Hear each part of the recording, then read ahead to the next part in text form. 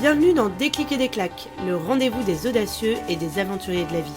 Je suis Pauline et je suis ravie de vous accueillir dans ce voyage où nous explorerons les récits inspirants de celles et ceux qui osent sortir des sentiers battus et façonner leur propre chemin. Parce qu'un déclic peut être suivi de sacrées claques, parce que des claques peuvent faire naître un véritable déclic, parce qu'on a tous envie un moment de prendre nos clics et nos claques, découvrons ensemble les parcours de nos invités, les moments décisifs, les défis surmontés, les leçons apprises, pour nous donner à notre tour l'envie d'oser.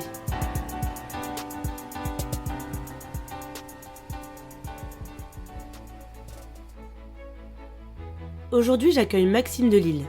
Après quelques années à travailler dans le conseil puis le développement de projets en start-up, Maxime est aujourd'hui un engagé, de manière professionnelle, associative et artistique, dans des sujets écologiques liés à l'océan. Il va nous parler de sa transition professionnelle et nous expliquer comment il a réussi à imbriquer sa vocation écologique et son activité quotidienne. Sa vie d'aujourd'hui, c'est le résultat de claques et de déclics, dont on va parler ensemble à travers les questions de cheminement, d'engagement, de prise de décision, de légitimité, de regard des autres. Salut Maxime. Salut Pauline. Je suis ravie de t'accueillir, ça fait quelques années que je suis ton parcours, que je trouve très admirable. Et on va parler de tout ça ensemble. Allons-y. Alors Maxime, tu as grandi en région parisienne, tu as étudié en finance, économie, tu as eu pendant quelques années des postes en conseil, gestion de projet à Paris et au Moyen-Orient. Et ça, c'était la vie d'avant. Ça, c'était la vie d'avant. Il y a un avant et un après. En 2019, tu vis une épreuve personnelle forte. Tu te lances dans un projet que tu avais depuis quelques années avec des amis, c'est de partir dans une expédition en Alaska, dont tu vas nous parler puisque c'est le début d'un changement de vie professionnel. Est-ce que tu peux nous parler justement de cette expédition qui fut un peu le déclic de ce changement de vie ? Ouais, avec plaisir, parce que c'était un voyage un peu hors du temps. Donc c'était 2019, à l'été 2019, on part avec, on est 4 copains de longue date d'école. On voulait aller loin de tout, loin des hommes et proche des bêtes. Donc on est parti pendant 3 semaines en Alaska, dans le sud-est de l'Alaska, c'est proche du Canada des Grands Lacs, enfin proche du Canada. Et c'est dans un fjord qui s'appelle le Passage Intérieur. C'est 1000 km de fjord qui part de Vancouver jusqu'à Juneau. C'est l'ancienne route de la ruée vers l'or. Donc c'est un endroit où Jack London est passé. C'est un endroit où il y a des baleines, où il y a des ours, où il y a des orques. Et c'est un endroit qu'on peut remonter en kayak parce que c'est protégé de grandes montagnes du Pacifique. Et donc c'est finalement assez facile à kayaker. Et donc le but c'était d'être en autonomie quasiment totale pendant ce programme et de se retrouver tout petit, seul, au milieu d'immenses montagnes, parce que c'est pas des fjords européens comme ceux de la Norvège, c'est à la taille de l'Amérique, donc tout est gigantesque. Et donc on s'est retrouvé pendant 3 semaines là, et ça a été en effet un moment un peu transformateur, parce qu'on a le temps de réfléchir, on a le temps de voir la beauté du monde, et aussi le temps de voir, même si on est très très très loin des humains, que le changement climatique était là, que la pollution était là. Et donc, je sais pas si c'était le déclic, mais c'était un moment fondateur de mon cheminement et de ce que je fais actuellement. Et du coup, à ce retour de voyage, tu as pris une décision de changer de vie. Comment ça s'est passé ? À ce retour de voyage, en fait, pendant le voyage, j'ai allié à la fois le côté physique de voir le changement climatique et de voir l'impact qu'on a sur les océans. J'avais aussi un super bouquin qui s'appelle Comment tout peut s'effondrer de Pablo Servigne, qui m'a vraiment donné de manière un peu théorique qu'est-ce qui se passait. Et donc je me suis dit qu'il fallait y faire quelque chose facilement. Comme tu disais, j'étais dans une nouvelle phase de vie personnelle où j'avais plus de temps qu'avant. Du coup, j'ai commencé vraiment très activement une réflexion qui a pris une grosse année avant que je démissionne de mon boulot pour essayer de voir ce que je pouvais faire. Et ça m'a mené à un embarquement sur des bateaux de Sea Shepherd, et puis ce que je fais depuis 4 ans avec d'autres missions sur les océans. Mais voilà, donc ça a été le moment de déclic pour accélérer le changement, pour rencontrer plein de gens qui avaient fait des changements de vie ou qui étaient engagés soit dans des assos, soit dans d'autres choses. Et donc ça m'a permis de ne pas prendre la décision tout de suite, parce que c'est une décision qui est compliquée, mais au moins de la prendre en quelques mois. Et est-ce que dans ton boulot d'avant, tu avais déjà un peu une quête de sens ? Ouais, toujours. Ça c'est toujours venu. Donc, comme tu disais, j'avais le parcours assez classique de l'école de commerce qui fait ensuite du conseil et qui fait ensuite de la start-up. Mais à la fois dans le conseil et dans la start-up, j'ai toujours cherché des entreprises un peu différentes. Le conseil, je faisais ça dans une boîte qui travaille dans les pays post-conflit. Donc l'Irak, l'Afghanistan, le Mali, le Tchad, on travaillait beaucoup pour des organisations internationales et des ONG. Et la start-up, c'était une boîte qui fait du service à domicile pour les personnes âgées. Donc il y avait un lien pour le médico-social. Ça n'a pas du tout été ma passion de bosser pour les petits vieux, mais il y avait un vrai lien et c'était important pour moi d'avoir cette double dimension de entrepreneuriat qui est excitant comme toutes les startups, mais un sujet qui en plus qui donne un peu d'âme et de sens à la mission. Donc ça vient pas de nulle part, je crois. Donc retour d'Alaska, voilà, petite graine plantée, les réflexions commencent, etc. Comment tu as su que c'était le bon moment pour se lancer dans autre chose, dans tout ce dont tu vas nous parler juste après? Je pense que la graine, elle avait commencé il y a un bout de temps. L'espèce de conscience environnementale, elle montait fort. L'envie d'engagement, ça montait fort. Sea Shepherd, ça faisait des années que ça me faisait rêver. Sauf que c'était un espèce de rêve impossible qu'on a quand on a des rêves d'ado ou des rêves d'enfants, ou même des rêves d'adultes. Mais c'était à ce moment-là impossible parce que j'étais marié, parce que j'étais directeur du développement d'une start-up et que du coup j'étais en pleine lancée dans l'espèce de lessiveuse de la vie parisienne comme on peut la voir.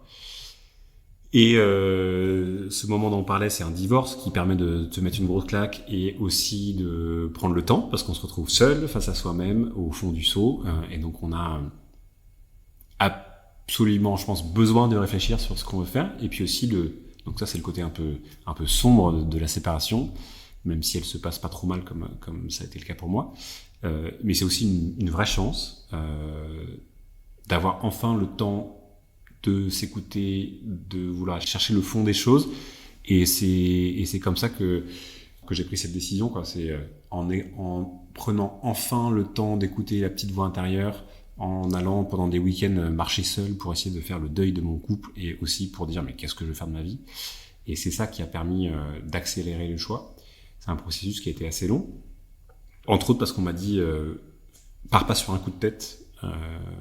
Toutes les périodes de transformation, de maladie, de deuil, de je ne sais quoi. Souvent, il y a plein de gens qui disent « Ok, j'abandonne tout, je lâche tout, je pète un câble, je pars en Australie. » Voilà. Mais il faut mieux prendre son temps. Et il vaut mieux prendre son temps. Moi, vraiment, on me l'a dit, c'est pas de décision radicale avant 6 mois. C'est le bordel dans ta tête. Laisse les choses un peu descendre. Et en fait, ce temps, j'essaie de le prendre à peu près intelligemment en rencontrant plein de gens, des anciens de Sea Shepherd, en allant voir une psy, en lisant beaucoup, en écoutant plein de podcasts assez inspirants sur des gens qui soit depuis toujours avaient des vies intéressantes, soit étaient dans des moments de bascule. Voilà, donc ça a été un chemin un peu long. Et puis à un moment on le sent, quoi. À un moment on dit c'est bon, je sais, c'est ça. Et moi ça s'est concrétisé par le jour, je pense, où j'ai un souvenir assez flou de ce truc, mais le jour où j'ai appuyé sur le site de Sea Shepherd pour envoyer ta candidature, c'est que j'étais prêt. Et ça a dû se faire 3-4 mois après l'Alaska. Ok. Donc c'est pas venu tout de suite. Bonne transition, Maxime. Ok. T'as appuyé sur le site de Sea Shepherd. Du coup, raconte-nous Sea Shepherd et puis en fait toutes les missions que tu as depuis ce retour de voyage et cette prise de conscience écologique, même si elle était déjà un peu là, puisque tu es aujourd'hui engagé de manière professionnelle, associative et artistique dans des sujets liés à l'océan. Tu as réussi à imbriquer cette vocation écologique et ton activité quotidienne. Explique-nous comment. Explique-nous tes différentes casquettes d'aujourd'hui. Ouais, donc depuis 4 ans, bientôt 4 ans, je bosse uniquement sur des sujets océans, donc protection des océans, pour 2 raisons. Un, c'est j'adore cet endroit, j'adore la mer, ça me fait du bien. Quand je suis au bord de l'eau, je sais pas, le rythme cardiaque baisse, le stress disparaît, le bonheur augmente. Donc c'est vraiment l'endroit où je suis bien. J'habite à Lorient maintenant. On est ici à Paris où je passe 3 jours par semaine, mais sinon j'habite à Lorient pour être au bord de l'eau. Et aussi, ça c'est la raison un peu émotionnelle, et il y a aussi une raison rationnelle, c'est que l'océan, il n'y a pas de vie en bonne santé, pas d'humanité en bonne santé avec un océan malade. Et donc on a absolument besoin de le protéger. Et donc depuis 4 ans, j'ai itéré, découvert, c'était un peu sans filet, mais les choses les unes après les autres. Donc j'ai, on va dire, 4 casquettes maintenant. J'ai passé 1 an sur les bateaux de Sea Shepherd. Sea Shepherd, c'est une ONG qui a 45 ans, qui a été fondée par un mec incroyable qui s'appelle Paul Watson, qui est un peu fou, mais qui est charismatique au possible, et qui s'est dit, pour il faut absolument arrêter la destruction de la biodiversité marine. La pêche est la première source de destruction de la biodiversité. Pour faire ça, on peut aller dans des parlements, on peut aller faire des manifs avec des pancartes. Mais en fait, ce qui marche, c'est il faut aller sur le terrain, il faut aller sur l'eau. Et donc, c'est une association qui a une dizaine de bateaux et qui fait la lutte contre la pêche illégale en mer. Et donc, j'ai passé 1 an sur leur bateau à faire d'abord pilote. Donc, j'étais un des 3 pilotes. On se relève 24... Le bateau, il avance tout le temps. Il n'y a pas de jour ou de nuit. Et donc, j'étais un des 3 pilotes qui se relèvent 24 heures sur 24 pour aller piloter le bateau et faire de la chasse aux braconniers. Et puis après, j'ai passé une deuxième mission, j'ai eu la chance ou la malchance d'être commandant en second. C'était pas du tout prévu, j'étais pas du tout formé pour ça. Mais la commandant en second qui était censée rester est devenue malade, donc elle a dû être évacuée. Et donc ils m'ont gentiment filé le bébé. Voilà. Et donc j'ai fait 3 missions de 3 mois au Bénin, 4 mois au Gabon, puis 2 mois et demi au printemps dernier en Méditerranée, de lutte contre la pêche illégale. Et ça, c'était génial. Et puis quand j'étais au tout début, quand je rentrais à terre, épuisé, je me dis mais il faut raconter des histoires. J'avais commencé à raconter l'histoire du passage intérieur, donc j'ai fini cette histoire en bande dessinée. Et donc deuxième casquette, c'est d'écrire des bandes dessinées. Il y en a 2 qui sont sorties, une sur le passage intérieur en kayak, une sur les aventures de Sea Shepherd. Les 2 qui sont passionnantes. Voilà, merci. Et une 3e qui, j'espère, sera passionnante aussi, qui sort en janvier prochain, qui est du documentaire. C'est une enquête sur la pêche en France. Voilà, donc 2 casquettes un peu activistes, un peu conteurs d'histoire pour sensibiliser des gens. Et l'autre casquette que j'ai actuellement, les 2 autres casquettes, c'est que je voulais avoir une approche plus systémique, avoir un impact qui est plus gros. Et donc, j'ai repris un peu mes casquettes d'anciens consultants, mes casquettes d'anciens entrepreneurs pour monter une ONG qui va travailler avec les entreprises. Donc là, c'est vraiment, je reprends des flèches que j'avais à mon carquois, que je vais réutiliser. Et l'autre chose, c'est que je travaille maintenant sur un sujet plutôt avec les Nations Unies à l'échelle mondiale pour essayer de voir comment on peut accompagner les décideurs politiques sur ces sujets. Voilà, donc quatre casquettes qui sont faites vraiment de manière incrémentale. Je suis parti au début juste avec la mission Sea Shepherd. Je savais pas du tout si j'allais aimer ou détester. Et puis finalement, j'en fais une 2e, puis une 3e. Les BD, je savais pas du tout combien j'en allais faire, puis une 2e, une 3e. Puis après, il y a eu l'idée de faire ces sujets un peu plus institutionnels. Donc c'est venu de manière organique. Et tu avais un but précis au départ d'avoir toutes ces casquettes-là, ou ça s'est construit un peu au fil des occasions, des opportunités, des rencontres? Il n'y avait pas du tout de but. Il y avait un seul but, il y avait plusieurs buts. Le but, c'était d'avoir une activité, une vie au service de l'océan. Ça fait un peu ronflant, mais voilà. Vraiment de donner actuellement, je ne sais pas combien de temps ça va durer, mais actuellement mettre toute mon énergie, parce que j'adore ça, au service de l'océan, parce qu'il en a bien besoin, et que ça m'amuse, et que je suis heureux là-dedans. Et après, sur comment le faire, ça a toujours été un peu flou. Et tu vois, là, ça fait quasiment 4 ans. Maintenant, je pense que je suis dans une situation un peu stable, mais pendant 3 ans, c'était un peu le bordel. C'était un peu de la bohème, où je vivais dans des studios à Lorient entre 2 missions, où les parents, la famille me disaient mais comment tu vis, mais tu vas faire ça combien de temps et tout. Et je pense que j'en parlais hier encore avec un pote qui est aussi en transition. Et transition, je suis convaincu que ça peut pas se faire. Enfin, peut-être pour certains qui voilà, j'étais entrepreneur, je deviens prof de maths, mais moi j'ai eu besoin de tester différentes choses, de construire différents modèles et ensuite de dire ah bah voilà, là je suis là aujourd'hui et c'est cool. Et j'aime aussi bien faire du multitask, avoir plusieurs rôles en même temps, plusieurs casquettes, ça me nourrit, c'est un espèce de cercle vertueux que j'ai réussi à créer, ou qui est arrivé. Mais peut-être ça dépend des caractères, je pense qu'il y a des gens qui aiment bien faire une chose et la faire bien. Moi j'aime bien essayer de bien faire plusieurs choses. Dans tout ton parcours, souvent dans des histoires de reconversion pro, d'entrepreneuriat, etc., on parle souvent de chance. Quelle part tu donnerais à la chance et quelle part tu donnerais au travail? Parce que on sait qu'il faut bosser quand même, ou savoir saisir la chance.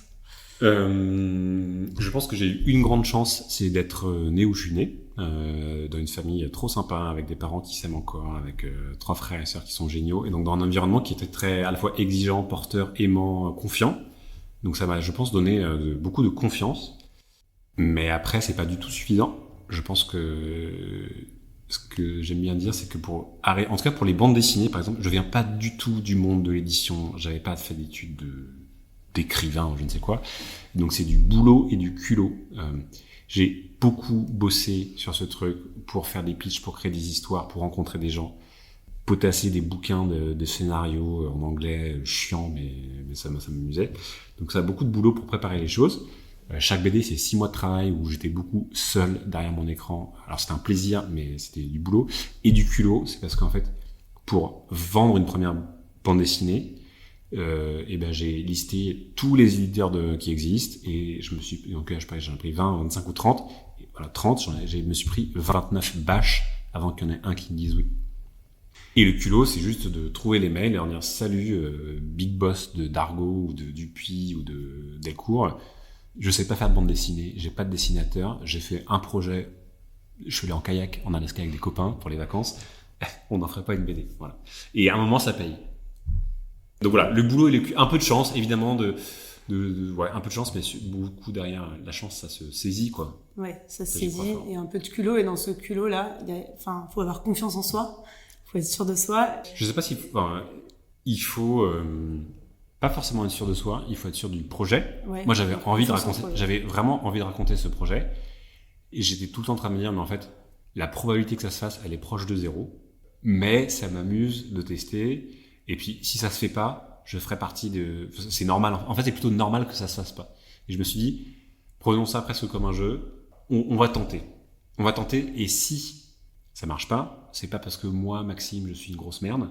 C'est parce que mon projet, il est pas mature, qu'il arrivera peut-être un autre jour, que je suis pas fait pour faire de la BD. Mais c'est pas parce que je suis pas fait pour faire de la BD que je peux pas être prof de maths.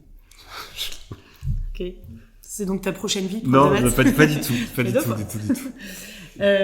Ok. Est-ce que, alors que ce soit la BD ou l'association, le boulot, etc., est-ce que tu t'es toujours senti légitime? T'as douté de toi? Il y a un truc dont je doutais pas en arrivant sur Sea Shepherd, c'est que j'étais pas du tout légitime là-dedans. J'étais un ovni, je me sentais pas bien du tout. J'arrivais, donc l'ancien start-upper parisien, Aristo, sans aucun tatouage, qui arrivait sur des bateaux avec des gens qui sont un peu très différents. Vraiment, je me disais, mais qu'est-ce que je fous là, quoi. Et à la fois, j'étais très heureux d'être là. Je me dis, mais c'est enfin mon rêve. Ça fait des années que je veux faire ça et je me sens bien et je sens que je vais pouvoir assez rapidement, pas au début, mais assez rapidement apporter de la valeur. Et puis après, dès la deuxième mission, je comprenais les enjeux, je comprenais les bateaux, je comprenais la mer et tout. Mais au début, évidemment, j'étais pas légitime. Mais les histoires de légitimité et le syndrome de l'imposteur, c'est en fait, il faut juste être honnête avec soi-même, dire ouais, je suis pas légitime, je suis en formation, je suis en transition, bah c'est normal, quoi.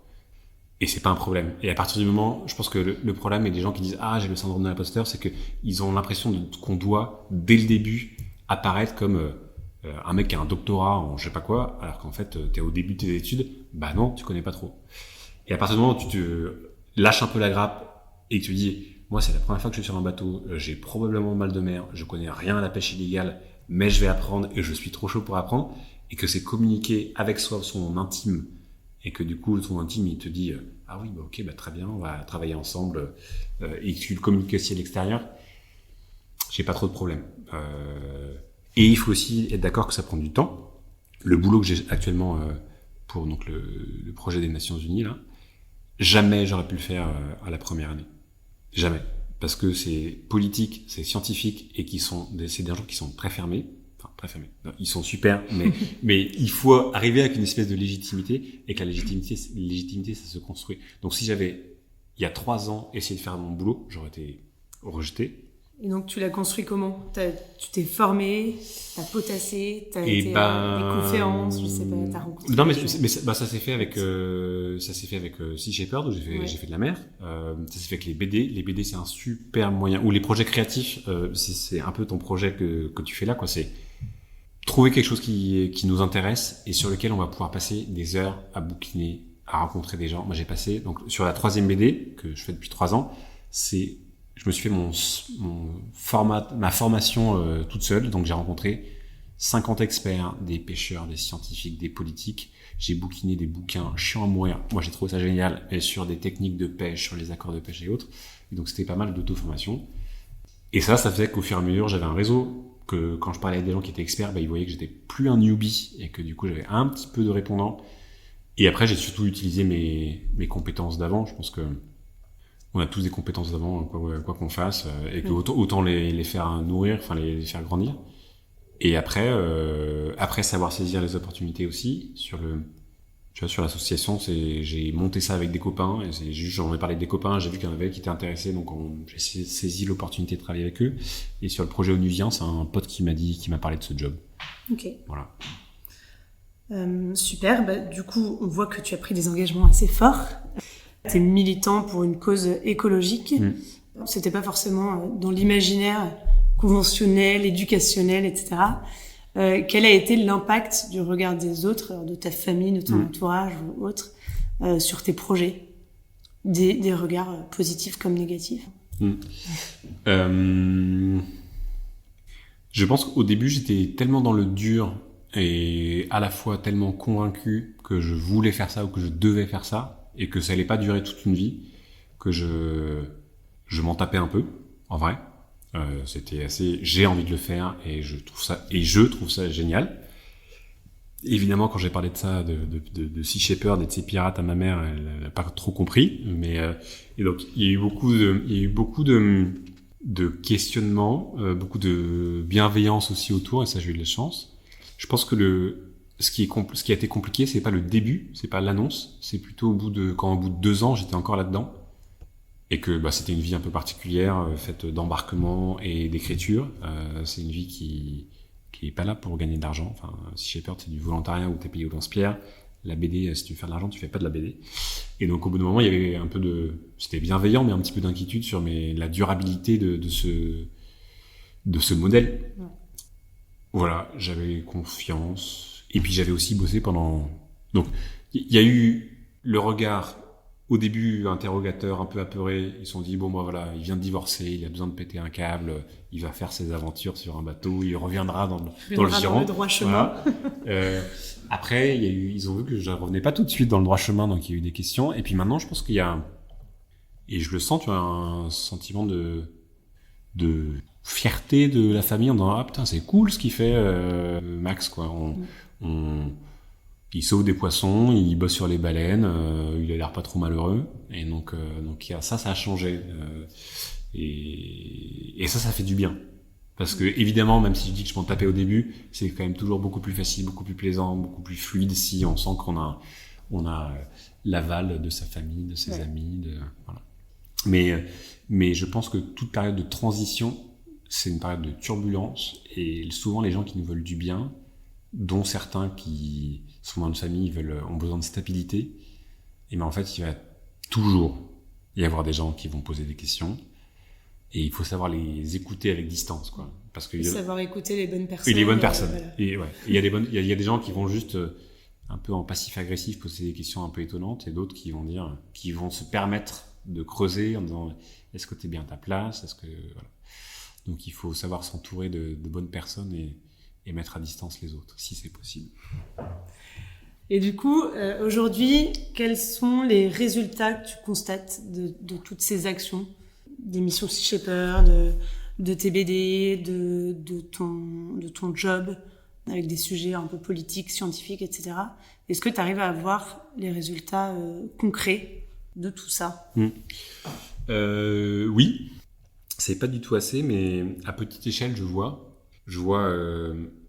quelques proches qui ont, enfin à toute petite échelle dans mon cercle proche, des gens qui ont compris en fait que l'océan c'est fondamental, qui ont compris que l'océan est en danger, qui ont compris qu'il y a des poissons qu'il faut arrêter de manger comme le saumon. On peut parler de saumon pendant des heures si tu veux, c'est ma nouvelle passion. J'ai prévu de te poser la question. Ok. Et donc oui, il y a des gens qui ont un peu changé leur système alimentaire, et ça c'est des petites victoires qui font beaucoup de plaisir. Échelle un peu plus grosse, c'est pareil sur les bandes dessinées, il y a des gens inconnus qui m'ont envoyé, pas beaucoup, mais des gens inconnus qui m'ont envoyé des petits messages en disant pareil, ça a changé pas ma vie, mais la manière dont je vois l'océan et la manière dont je vais consommer. Donc ça c'est génial. Et puis après, les autres missions, les autres impacts très concrets, c'est Sea Shepherd, c'est hyper concret. Quand on arrête des bateaux, le bateau, s'il fait vraiment des grosses bêtises, et ben là on saisit le bateau il est emmené au port, et il est arrêté au port. Le commandant il part en tôle, l'équipage est renvoyé chez lui, Et donc là, c'est pour quelques jours, quelques semaines, quelques mois, quelques années. C'est un bateau qui pêche illégalement, qui ne pêche plus illégalement. Et les volumes de vie qui sont sauvés à ce moment-là, c'est hallucinant. C'est des centaines de milliers d'individus, de poissons et autres. Donc là, l'impact, il est très clair. L'impact que je cherche maintenant, c'est un impact plus systémique. C'est comment on peut transformer une réglementation d'un État, comment tu peux transformer des négociations internationales. Et ça, c'est très long. Et ça, c'est à la fois du coup très excitant parce que c'est très compliqué, à la fois très frustrant parce qu'on va pas du tout assez vite et qu'on voit en fait, oui, les choses avancent dans le bon sens, tous les mouvements écologistes, il y a plein de choses super qui se font, donc ça avance, sauf qu'il y a en parallèle des mouvements et des forces de destruction et qui avancent beaucoup plus vite. Et là, on est le 18 juillet ou le 16 juillet, il fait froid, on a un été étonnamment froid parce qu'il y a des gouttes froides, donc on l'oublie un peu, mais le monde est en vrai en train un peu de brûler. Et donc l'impact, j'aimerais qu'il soit plus grand, et on y travaille. On va y travailler ensemble. On va y travailler ensemble, avec plaisir, avec plaisir. Et les résultats sur toi, parce qu'un changement de vie pro, une reconversion pro, t'as forcément développé dans tout ton parcours de reconstruction, on va dire, t'as forcément développé des compétences, des qualités personnelles. C'est ça qui est important aussi. Dans un changement de vie, c'est pas forcément le but, c'est tout ce que tu construis, toute la construction, tout ce que tu gagnes en construisant le projet. Il y a un truc sur lequel j'ai beaucoup gagné depuis cette phase de vie et cette transformation, c'est de l'empathie, je pense. Avant, j'étais un peu un mec d'école de commerce, quoi.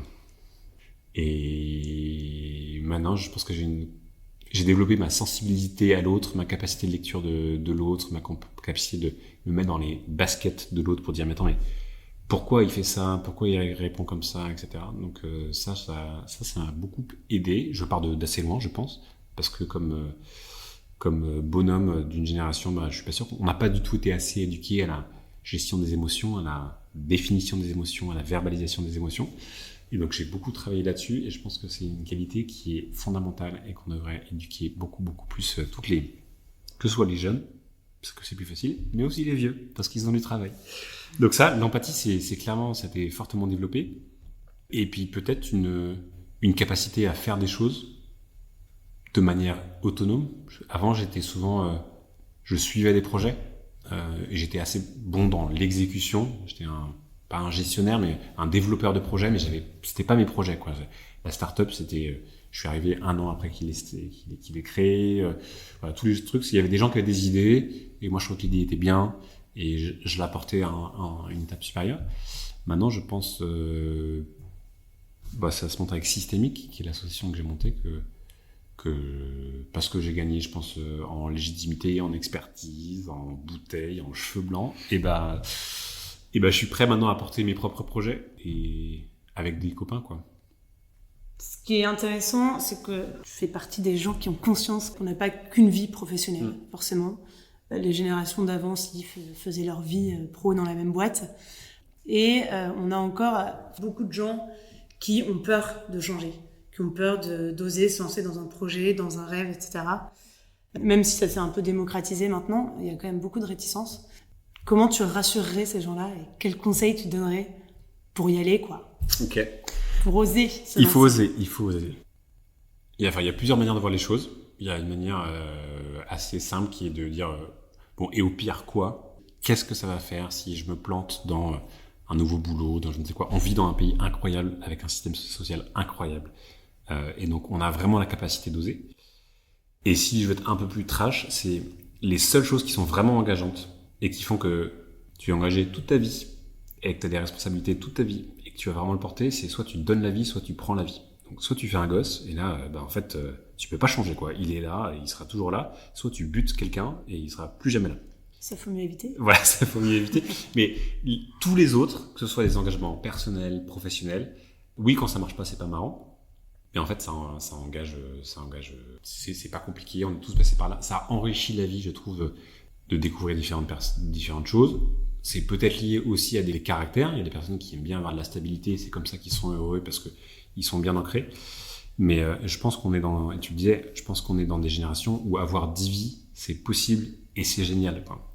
Parce qu'on a des vies qui sont longues, parce que c'est hyper riche de vivre dans différents endroits, de faire différents métiers, que Ouais, j'aime bien l'image aussi de l'arbre, en fait. L'arbre qui, tous les ans, se rajoute une petite couche d'écorce, je sais plus comment ça s'appelle.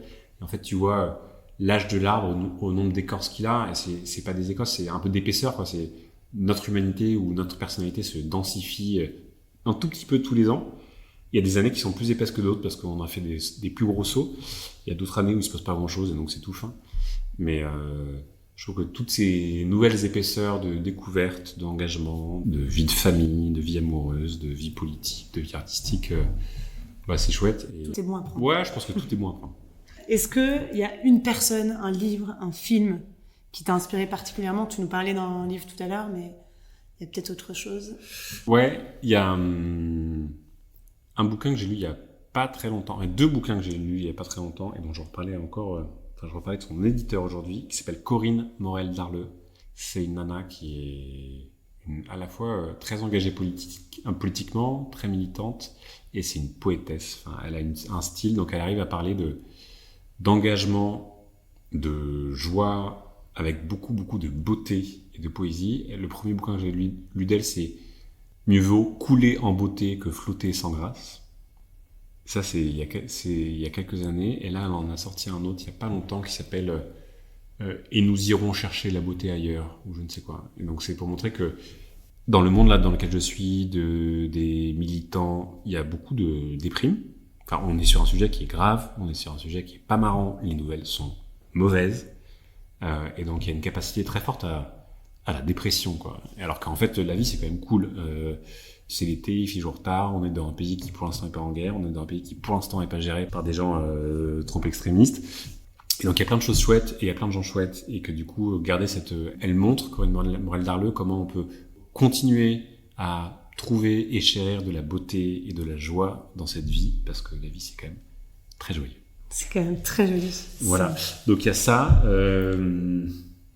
Après, bon, il y a plein de sites inspirants, il y a plein de gens inspirants. Mais je trouve que ça, allier le rationnel et l'émotionnel, c'est très fort, et remettre un peu de poésie dans notre monde, qui est un monde de robots, de machines, d'algorithmes. On est un peu dirigé par des algorithmes digitaux, et remettre un petit peu de poésie là-dedans, c'est bienvenu. Bien. Est-ce que tu prévois de la poésie pour ta prochaine BD? La prochaine BD, c'est pas de la poésie du tout, c'est du documentaire, c'est très sérieux. Mais la quatrième peut-être. Alors j'ai pas du tout. Je vais faire une pause, mais j'espère. Je me dis, j'aimerais bien faire un truc un peu un conte, quelque chose qui. Autre recommandation, c'est les bandes dessinées de Jérémy Moreau. Il a fait la saga de Grimmer, il a fait les Peasley, c'est l'histoire d'un mix entre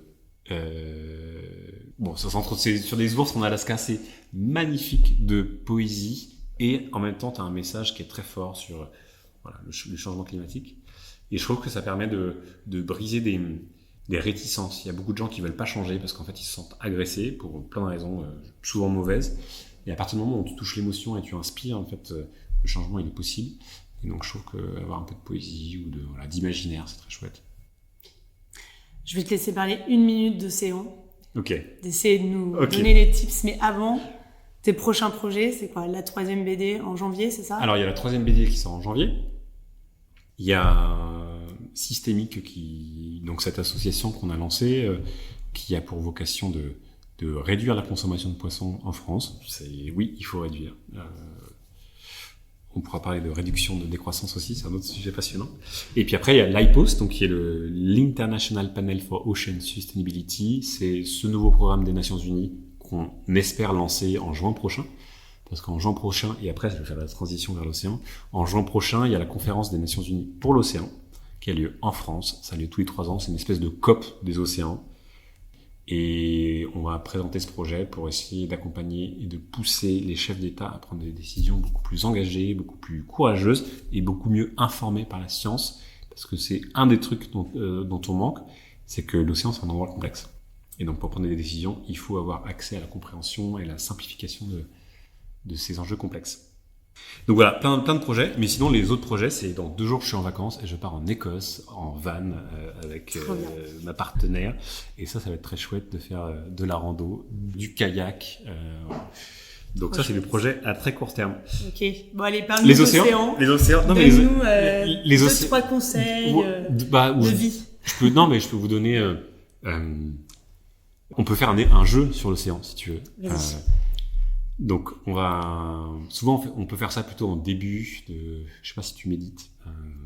Et dans la méditation, il y a de la respiration. Je médite pas trop, c'est pas trop mon truc, mais il faudrait que je m'y mette. On va faire des exercices de respiration. On va faire une première respiration que tu peux prendre. Attends, je me tiens droite. Voilà, là tu bloques ton souffle, là tu peux souffler. Voilà. Et puis là, tu as interdiction de prendre la deuxième respiration. Et c'est bloqué. Et pourquoi c'est bloqué? C'est parce que ça, c'est juste un truc assez marrant pour dire que l'océan, c'est 50% de l'oxygène qu'on respire. C'est encore plus important que la forêt amazonienne. Sur ce sujet d'oxygène, c'est aussi le plus gros régulateur du climat. On aurait beaucoup plus chaud, 1 ou 2 degrés de plus s'il n'y avait pas d'océan, parce que c'est lui qui a capturé beaucoup de chaleur qui a été créée par l'espèce humaine.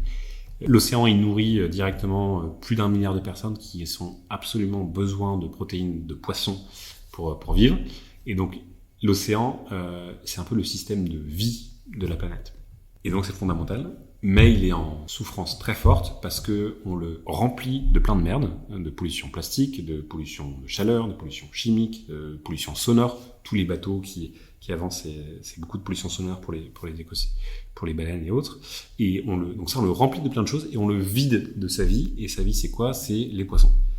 Et donc, on est dans une situation de surpêche qui est très forte, qui détruit et qui déstabilise l'écosystème. Et en déstabilisant cet écosystème, il aura moins de capacité de produire de l'oxygène, moins de capacité de nourrir les gens, moins de capacité de capter de la chaleur. Et donc, on va accélérer tous les changements qui sont en train de se faire à l'échelle mondiale sur la planète. Et c'est une très mauvaise idée de faire ça. Et donc, il faut urgemment s'activer pour l'océan. Et il y a plein de manières de le faire. On peut changer son alimentation. Je pense que c'est un truc très facile, très simple. On peut changer le saumon. Le saumon, c'est l'exemple typique du poisson dont il faut arrêter de consommer. Il coche toutes les cases sociales, climatiques, environnementales, éthiques, de choses qu'il ne faut pas faire. Et donc, voilà, donc il y a ça, il y a le plastique, il y a plein de sujets. Et on peut aussi raconter des belles histoires, parce que l'océan, c'est hyper inspirant. Il y a plein de dieux qui viennent de là-bas, il y a des monstres qui viennent de là-bas, il y a des sirènes, voilà. Donc il y a plein de choses. C'est ça qui est chouette avec l'océan, parce que, et la dernière chose que je peux dire là-dessus, c'est qu'il y a beaucoup d'espoir avec l'océan. Contrairement à d'autres sujets, genre le plastique, il est là pour des centaines d'années.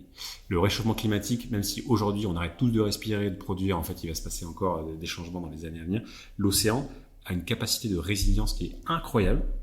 Les poissons, en fait, ils se reproduisent énormément. Donc si on les laisse tranquilles, les petits poissons, c'est quelques années, 2-3 ans. Les sardines, les anchois, les maquereaux, ils sont proches de la disparition. Et il y a eu des exemples. Tu les laisses 5 ans, et là, c'est la fête à la sardine. Les baleines, on l'a vu récemment, et c'était proche de l'effondrement dans les années 80, et maintenant, elles reviennent en masse. Parce qu'en fait, on les a laissées tranquilles. Donc, il y a de l'espoir, et donc c'est pour ça aussi que je me bats là-dessus, c'est que j'ai envie d'avoir un truc où il y a des victoires possibles. Parce que sinon, c'est pas drôle. Donc, voilà. On garde espoir. On garde espoir, merci. Évidemment. Merci beaucoup, Maxime. Merci à toi. Pour ce récit de beau parcours. J'espère que cet épisode vous a plu. Si vous voulez en savoir plus sur Maxime et ses projets, je mets les liens dans la description. Et si vous voulez continuer à écouter de chouettes parcours qui vous donneront envie d'oser à votre tour, abonnez-vous à ce podcast. Je vous donne rendez-vous très bientôt pour un nouvel épisode.